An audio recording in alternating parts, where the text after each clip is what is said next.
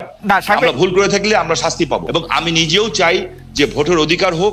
আমি এই সরকারের, আমার সরকারের বিরুদ্ধে কিছু অভিযোগ করতে চাই বিদেশির কাছে। এটা কেমন করে হয়? ভারতে পলাতক আছেন মাননীয় প্রধানমন্ত্রী শেখ হাসিনা, এবং আমি বিষয়টাকে আগের থেকে আজ করছিলাম যে এরকম কিছু একটা ঘটনা ঘটতে পারে। আমি এই কথা দিয়ে এটা প্রমাণ করতে চাই না যে ওনারা করেছেন দেখে আমাকে করতে হবে, এটা আমি বলতে চাই না। আমাকে দলের থেকে জানানো হয়, সরকার প্রধান থেকে প্রধানমন্ত্রী জানান যে আমার উপরে হামলা হবে। ইট ইজ ট্রু যে আমাকে দেশ ছেড়ে যেতে হয়েছে, এবং আমি যে দেশ ছেড়ে গেছি সেটা জাতির পিতার কন্যা মাননীয় প্রধানমন্ত্রীর একবার না কয়েকবারের নির্দেশের পরিপ্রেক্ষিতে। আমি আমাদের সজীবদের জয় একটা ফেসবুকে, এই যে আমেরিকা গত 2 দিন আগে একটা স্ট্যাটাস দিয়েছেন, 3-4 দিন আগে, অধ্যাপক ইউনূস শান্তির জন্য নোবেল পুরস্কার দেওয়া হয়, যাদেরকে আমরা শ্রদ্ধা করি এবং সারা জীবন করবো। ইটস ট্রু যে এরা অনেক ভালো কাজ করেছে, এবং আমি নিজেও চাই যে ভোটের অধিকার হোক। আমি কোনো ধরনের হত্যাকাণ্ডকে আমি সমর্থন করি না, এবং করা উচিত, তাহলে আমি মানুষ হিসেবেই গণ্য হব না। আমরা কি শুধু নেগেটিভ কথা বলবো, পজিটিভ কথা বলবো না? 800 কোটি মানুষও যদি চায় একজন মৃত মানুষকে জাগিয়ে তুলবে, তা তো জাগিয়ে তুলতে পারবে না, তাই না?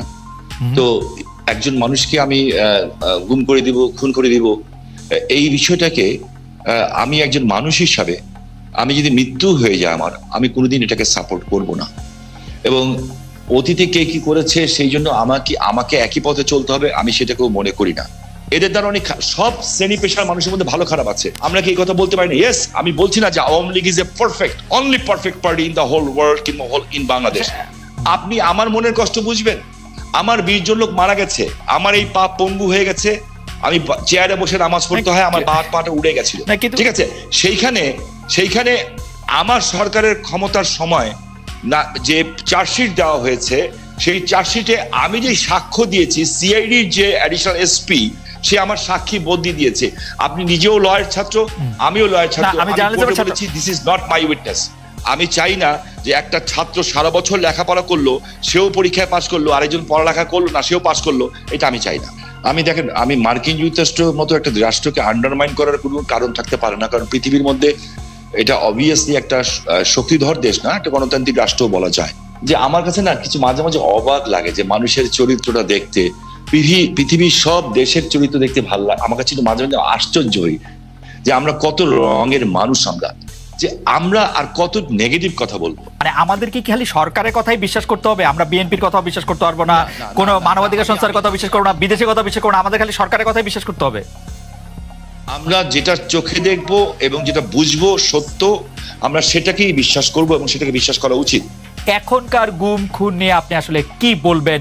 যে সরকারের জায়গা থেকে এটি বারবার অস্বীকার করা হচ্ছে, কিন্তু এটি একটি বাস্তবতা। এই বাস্তবতাকে শামীম ওসমান কিভাবে দেখে, আমাদের যদি খুব সংক্ষেপে একটু বলতেন। আমি আপনাকে একটা জিনিস স্পেসিফিক্যালি বলতে চাই খুব পরিষ্কার ভাবে।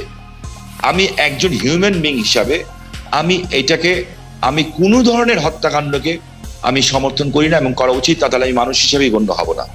আমরা কোনো খারাপ জিনিসকে আমরা আশা করি না। আমার যে বক্তব্যটা হচ্ছে, আমি কোনো কিছু গোপন করে কথা বলতে শিখি নেই, কারণ আমি সাদাকে সাদা বলার, কালাকে কালো বলার। বাট আমার তার আগে আপনার মাধ্যমে, খালেদ ভাই, আমি কালকে বাঁচবো না জানি না, আপনি একটা ভালো জায়গায় আছেন, জার্মানি একটা ডয়েচ টেলিভিশনের সাথে আছেন। আমি আপনার কাছে অ্যাপিল করছি, রিকোয়েস্ট করছি, আমি যদি অ্যাম্বাসাডারদের সাথে কথা বলতে পারি, কিংবা বিদেশে যেয়ে যদি বড় বড় মন্ত্রী মিনিস্টারের সাথে কথা বলতে পারি, আমি কিছু অভিযোগ দিব। নারায়ণগঞ্জে 7 মার্ডার হলো, আমি কিন্তু উইদিন 45 মিনিটসের মধ্যে, 45 মিনিটের মধ্যে দেশের সর্বোচ্চ জায়গায় আমি এই খবরটা পৌঁছে দিই, কারণ আমার কাছে খবর এসেছিল যে এই ঘটনা র্যাব দ্বারা সংগঠিত হয়েছে, র্যাবের কিছু মানুষ দ্বারা সংগঠিত হয়েছে, এই মেজর আরিফ সহ এরকম যারা আছে, বিকজ তারা ডিস্ট্র্যাক্ট হয়ে গেছিল।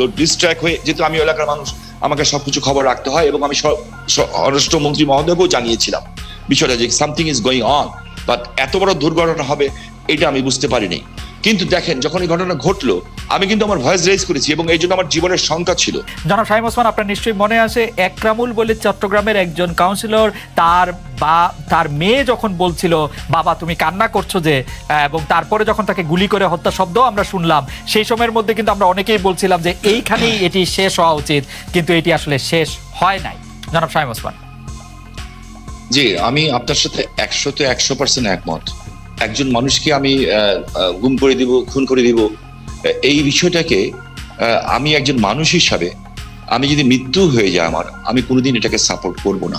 এটার চেয়েও বড় সত্য হচ্ছে এত বড় বড় উচ্চ পদস্থধারীরা এখনো কিন্তু জেলখানায় আছেন। যেমন বিএনপির নেতা সালাউদ্দিন সাহেব, ওনাকে গুম করা হয়েছে, খুন করা হয়েছে বলা হলো, ঠিক আছে। তো বিএনপি নেতা সালাউদ্দিন সাহেবকে তো পাওয়া গেল ভারতে। আমার চোখের সামনে যখন নারায়ণগঞ্জে একটা পরিবার আগুন দিয়ে বাসে পুড়িয়ে মেরে ফেলা হলো, আমার চোখের সামনে নারায়ণগঞ্জের যাত্রাবাড়িতে বাসে শুয়েছিল ড্রাইভার আর কন্ট্রাক্টর, তাকে আগুন দিয়ে পুড়িয়ে মারে হলো। ওস্তাদকে মাথা দিয়ে যে কন্ট্রাক্টর পুড়িয়ে মেলো, 85 জন মানুষকে পুড়িয়ে ছাই করে দেওয়া হলো। এটার নাম রাজনীতি? আর তাদের বিচার হলো না কেন? যারা আগুন সন্ত্রাস করলো এই দেশে, যারা পুলিশকে পুড়িয়ে মারলো, সাংবাদিককে পুড়িয়ে মারলো, জজ করে বোম মারলো এবং বিভিন্ন স্কুল সেন্টার উড়িয়ে দিল। আমি এই সরকার